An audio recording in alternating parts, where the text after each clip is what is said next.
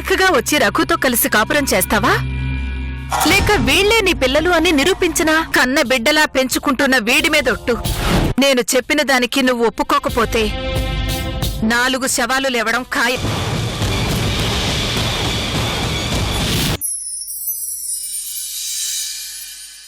నాకు పెళ్లి కాలేదని చెప్పాను. అక్కడికి నేను రఘుని ఎలా తీసుకెళ్లగలను?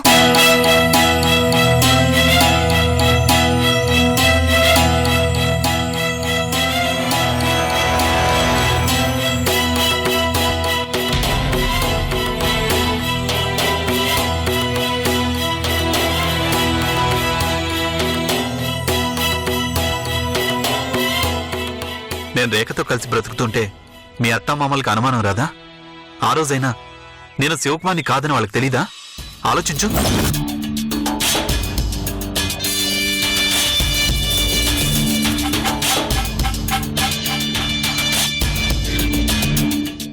నువ్వు మొండిగా ఓ నిర్ణయం తీసుకుంటానంటే సరిపోదు. దాని వెనుక చాలా సమస్యలుంటాయి. అవి ఒక్కదానికొకటి ముడిపడి ఉంటాయి. కాబట్టి ఆలోచించాలి. అది నువ్వు అనుకున్నంత ఈజీ కాదు. ఎందుకు కాదు? నేనన్నీ ఆలోచించాను.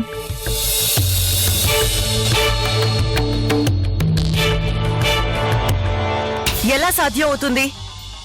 ఎలాగా? నువ్వు విజయదుర్గగా అక్కడ నటిస్తావు, కాని రఘుకి భార్యగా, ఆ పిల్లలకి తల్లిగా మీరు బ్రతికిన ఆ ఇంట్లోనే మీ కాపురం మొదలు పెడతారు.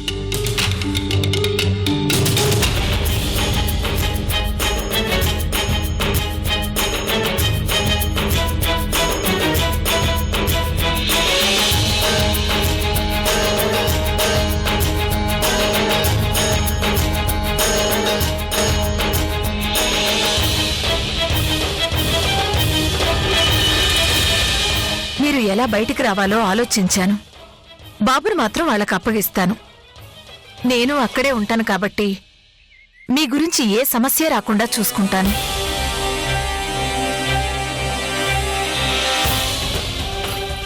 కానీ నేనక్కడ లేకుండా నేనేం చేయాలో అది చేస్తాను. నాకు కావలసింది మీరు మనస్ఫూర్తిగా కలిసి బ్రతకడానికి ఒప్పుకోవాలి.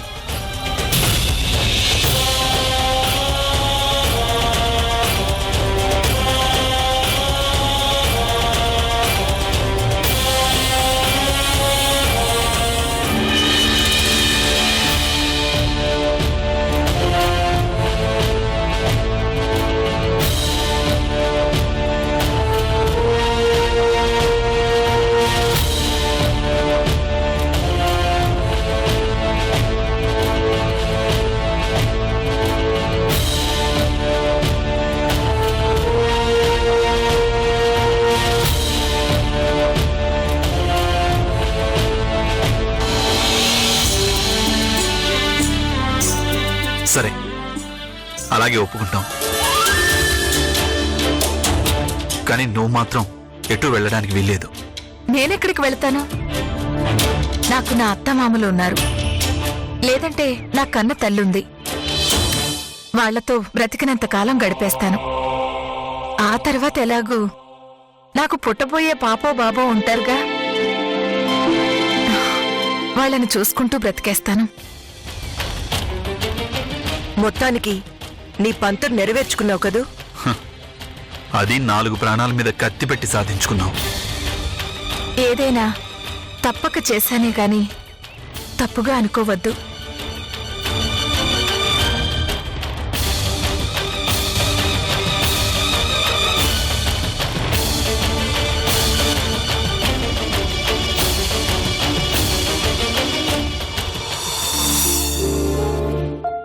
సార్,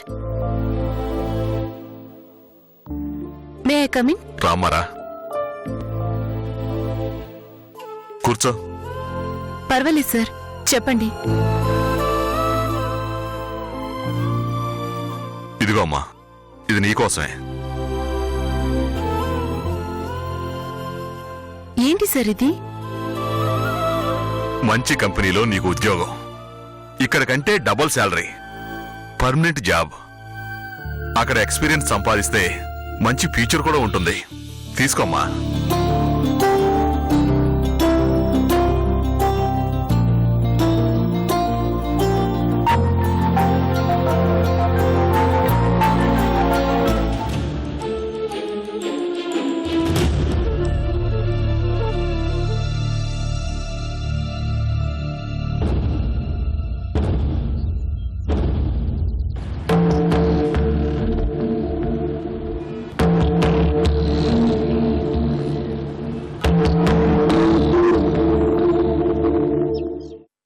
కమల్ నీకు జరిగిందంతా చెప్పాడు కదా. నువ్వు మంచి మనసుతో అర్థం చేసుకున్నందుకు నాకు చాలా సంతోషంగా ఉంది. నువ్వు ఇంకో సాయం కూడా చేయాలమ్మా.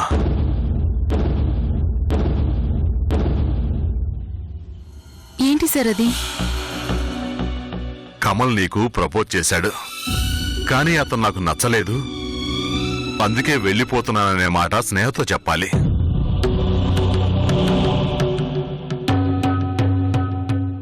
లేదంటే మేమే నిన్ను పంపించామని స్నేహ అపార్థం చేసుకుంటుంది. అదే జరిగితే అంతా తనకు తెలిసిపోతుందమ్మా. అంతా బాగానే ఉంది సార్, కానీ ఈ జాబ్ ని వదిలిపెట్టి వెళ్లాలని నేను అనుకోవడం లేదు. నేను ఇక్కడే ఉంటాను సార్. ఏ? ఎందుకని?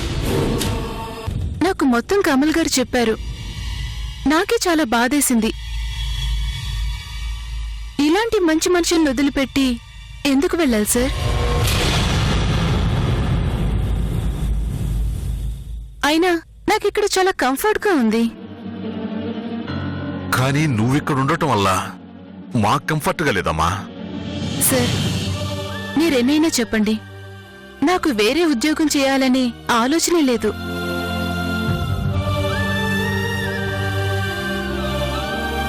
చేయలేను కూడా. సరేనమ్మా, ఉద్యోగం వద్దు.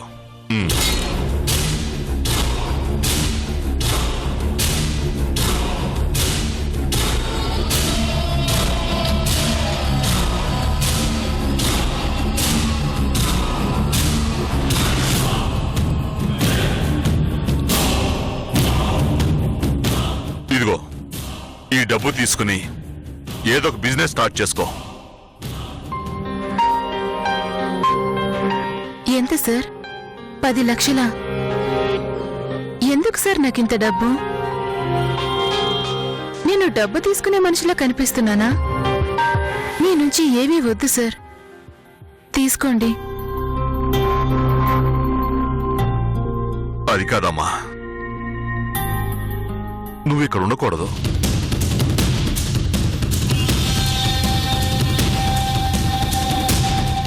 నీ వల్ల మాకు చాలా ప్రాబ్లమ్స్ వస్తున్నాయి, అది నీకు అర్థం కావటం లేదు. సార్, నా వల్ల ఏమీ కాదు సార్. నేను ఇక్కడే ఉండాలి.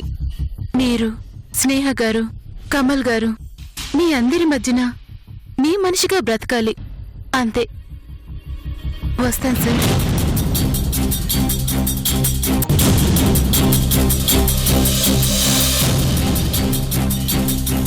అమ్మాయి ఆగమ్మాయి, నిన్నే.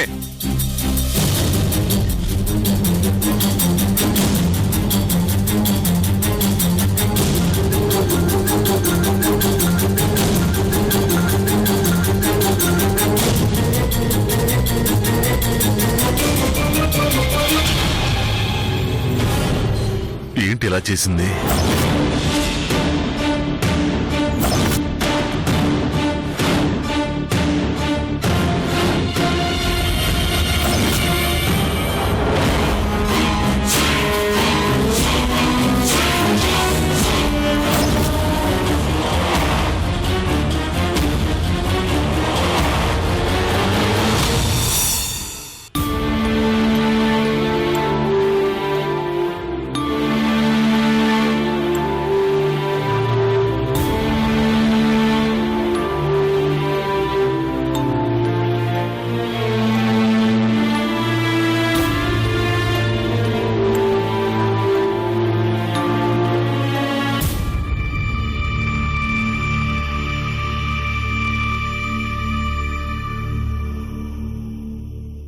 బామ్మ,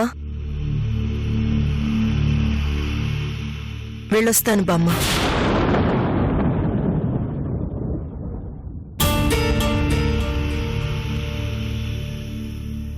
గౌరీ బెదిరింపులకి తలంచక తప్పట్లేదు బామ్మ.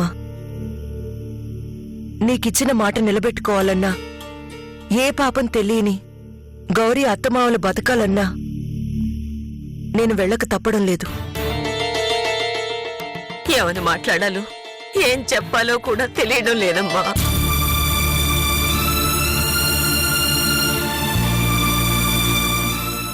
నా మనవరాలిగా నీకు పెళ్లి చేసి అత్తారింటికి పంపించేటప్పుడైతే అత్త మామలతో ఎలా నడుచుకోవాలో, భర్తని ఎలా అర్థం చేసుకోవాలో, బ్రతుకుని ఎలా పండించుకోవాలో చెప్పేదాన్ని.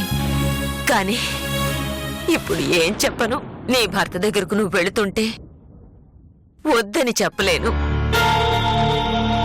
ఇప్పటిదాకా మాతో ఉన్నా ఈ పిల్లల్ని తీసుకుని పోతూ ఉంటే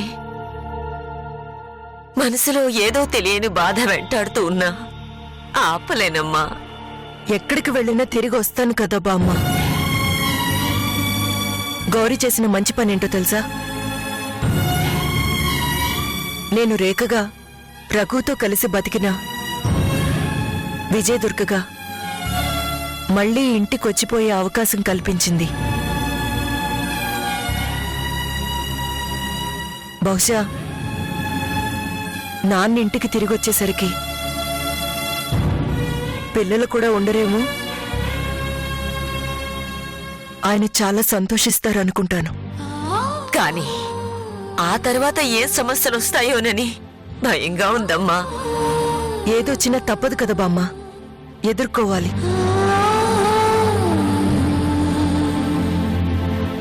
ఏం ఆశించి వాళ్ళిద్దరికి పెళ్లి చేశాను,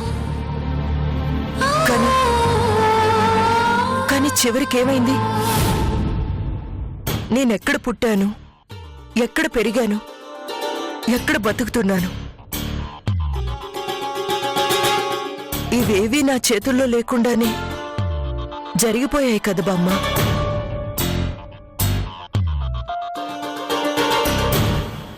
ఇప్పుడు ఇది అంతే. నాకు సంబంధం లేకుండా నా భర్త దగ్గరికి వెళ్తున్నాను.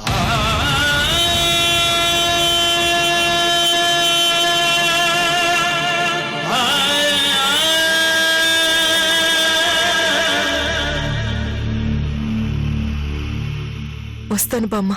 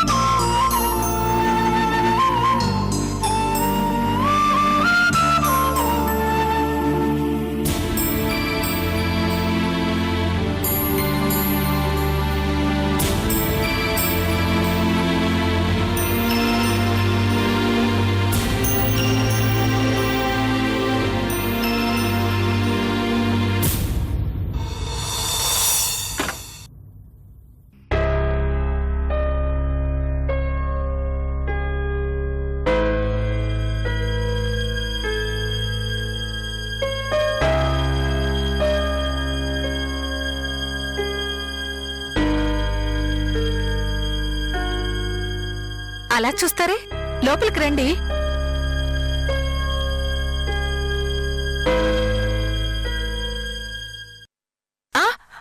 ఆగండి ఆగండి, ఒక్క నిమిషం.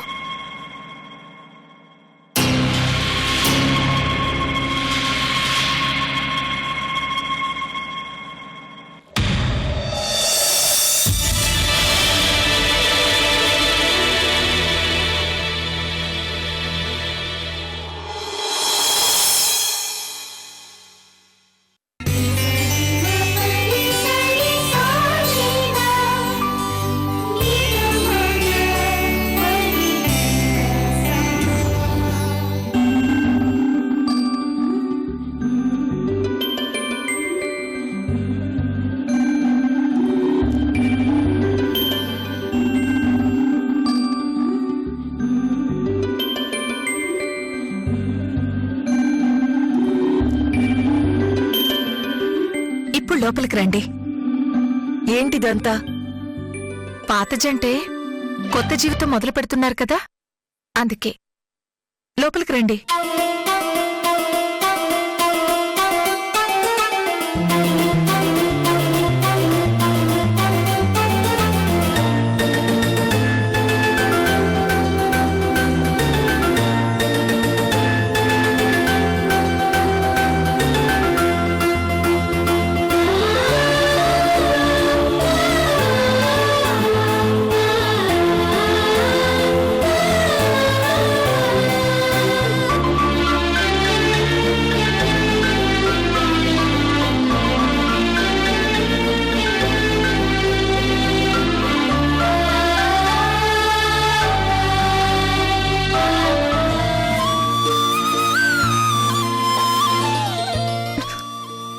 ఇంట్లోనే కదా మీరుగా బ్రతికింది.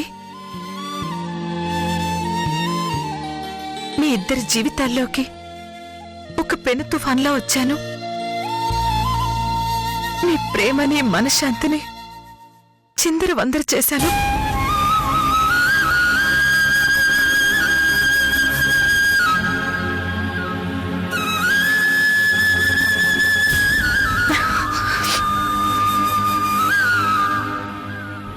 ఏ తుఫాను ఎక్కువ కాలం ఉండదు. తను చేయాల్సిన హంగామంతా చేసి వెళ్ళిపోతుంది.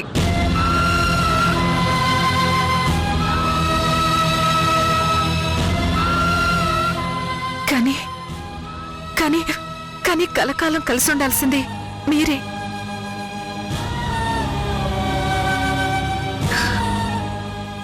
నా వల్ల చెదిరిపోయిన మీ కలల గూడుని తిరిగి కట్టుకోండి. హాయిగా ఉండండి.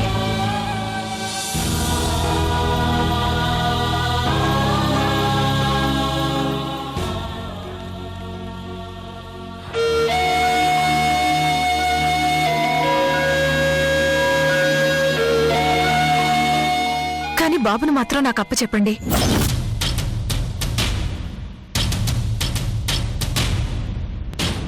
ఎందుకంటే అక్కడ 2 ముసలి ప్రాణాలు వీడి కోసం కొట్టుకుంటున్నాయి.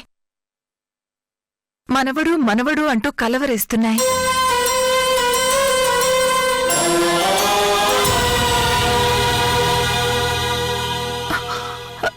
భయపడాల్సిందేం లేదు. నేను ఇదివరకటి గౌరీని కాదు. ఈరోజు నిజంగా చెప్తున్నాను. మిమ్మల్ని కలపాలనే ఆశయంతో బాబుని హింసించానే కాని వాడు ఏడ్చిన ప్రతి నిమిషం నేను ఎంతలా కన్నీళ్లు పెట్టుకున్నానో మీకు తెలీదు. పోయిన నా బిడ్డ వైష్ణవి కంటే నేను వీణ్ణి ఎక్కువగా ప్రేమించాను.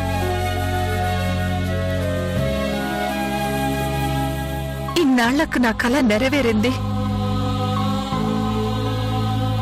మీరిద్దరూ కలిసి బ్రతికితే నాకు ఆ ఆనందం చాలు. ఇప్పుడు కలిసే ఉన్నాగా, నీ కోరిక నెరవేరింది. ఇక ఎంత ప్రశాంతంగా ఉండాలనుకుంటున్నావో అలాగే ఉండు. ఎవరి గురించి పట్టించుకోవద్దు. మీ బాధ నాకు తెలుసండి. మీ ఇద్దరిని నేనెన్ని కష్టాలు పెట్టానో నాకు ప్రతిదీ గుర్తుంది. అందుకు నన్ను క్షమించండి. మీ జీవితంలో ఎప్పుడైనా కోపం గాని చిరాకు గాని వస్తే అది నా గుర్తుగా అనుకోండి.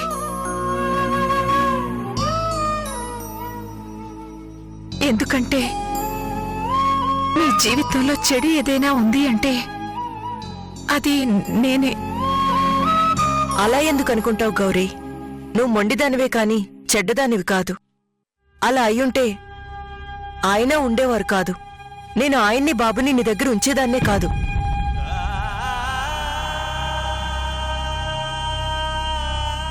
పోనీలే, నా మీద ఆ మాత్రం జాలుంది. అది చాలు. మీరు హాయిగా ఏ సాయంకాలమో కబుర్లు చెప్పుకుంటూ మనస్ఫూర్తిగా నవ్వుకుంటుంటే ఆ చిరునవ్వుల్లో నా జ్ఞాపకాలు నెమరు వేసుకుంటారు కదూ.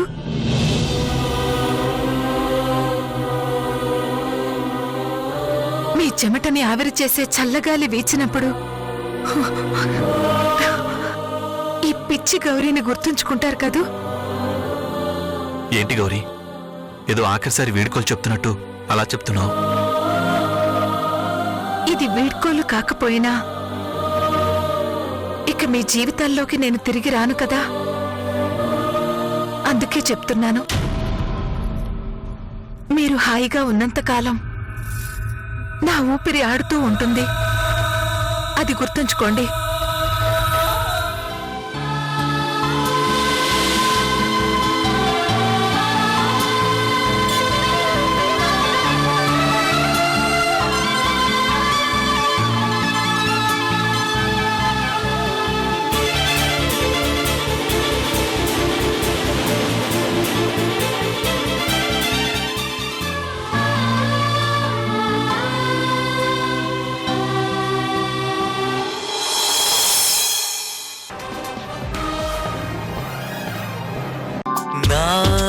హృదయం లయవు నీవై నీ హృదయం శృతిని నేనై గోదారే సాక్షి తారై వెన్నెల్లో విరులవానై సుధలు కురిసే ప్రథమ సంగమానికి